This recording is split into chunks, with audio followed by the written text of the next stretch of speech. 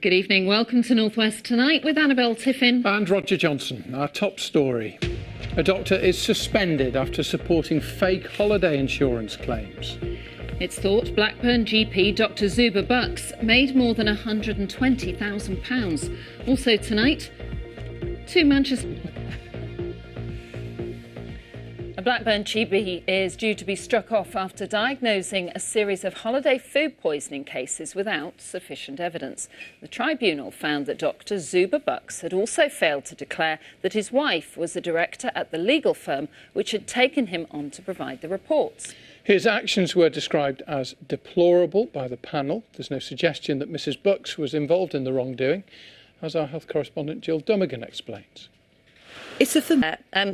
Of course, politicians are not the most popular public servants at the moment, but, you know, this is a really serious problem, and in my eyes, it's getting bigger. And here we are, Annabel, in the middle of another massive week in politics with no clear evidence of a Brexit breakthrough. No, like you say, nobody should have to work under those sort of threats, should they? Nina, thank you very much indeed.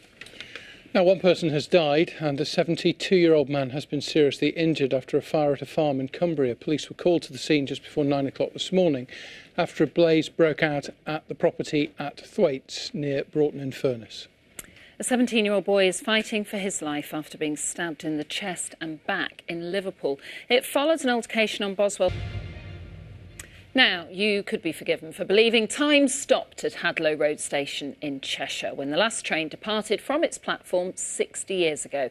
The station is in the Wirral Way Country Park and had fallen into disrepair. So, tired of the dilapidation and the weeds, local villagers raised money to restore its Grade 2 listed buildings. Lindsay Prosser has been to visit the station in Williston. That looks really great, that. Lovely. It's a shame that it relies on volunteers to do it and to get it going. But actually, there's another lovely one in Cheshire that I went to. An old railway station turned into a cafe. It's a very nice place. And then you can walk on a nice flat old bit of railway track for a bit of exercise. Feel safe. Yes. Yeah, after you've had a big bit of cake. Yes.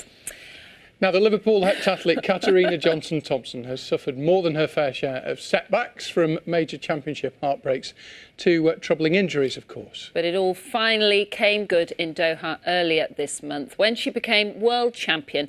She came into the studio earlier and I asked her how she celebrated that fantastic win. Because the schedule is thought I was capable of. Has this taken pressure off you, do you think, because you've got that gold, that world championship? Or is it added to it now? I don't think either. Yeah, and Liverpool, it is a proud city and it's a proud sporting city. And you're now a massive part of that. How does that feel? Yeah, I draw huge inspiration. Yeah. Well, congratulations. And the North West and Liverpool, very proud of you. Thank you very much. Thanks ever so much for coming in. Thank you. Thank you. It's quite a girls' group, that, on WhatsApp or whatever, isn't it? Her, Jody Coma, who knows who else is in it? Success story, yeah. St Julie's Catholic School it is in Liverpool. Brilliant. She was so lovely and really modest about her achievements, really. But, you know, because she beat the British record as well, didn't she? Just the Olympics to go. Yeah. Right, Manchester City's women will aim to take a big step towards the quarter-finals of the Champions League this evening. They're playing Atletico Madrid at home at the... Now, we like our food in this part of the world, don't we? And we're pretty good at it too. In recent weeks, we've reported on the country's best pub grub, a clutch of Michelin stars. And now we have the nation's best Asian restaurant. It's called the Hot Chili in Bolton, and it beat other curry houses, Thai and Chinese restaurants to get the top prize in the industry's equivalent of the Oscars. Naomi Cornwell went to see if she could take the heat in the kitchen. Fantastic, well done. Really good. No one gets too close to that football team when they're defending him. Give them plenty of space on the pitch. Interestingly, family business. It gives me a chance to plug something next week. We've got a series next week, Monday to Thursday, of family businesses here in the North West across a really broad range of different industries and businesses, but really interesting, and lots of characters. And you've gone out to meet them, haven't you? I have. I've had a great few days. Yeah. Gets you out of the office. Always nice. Yeah. I recommended that one. Right, let's get a look at the weather now. Here's that wine. Hi both, thank you very much. Today was a funny one, wasn't it? We did see... That's how it's looking, you two. Thank you. Looks a bit better at the beginning of next week, doesn't it? Yeah, it'll be all right. Yeah.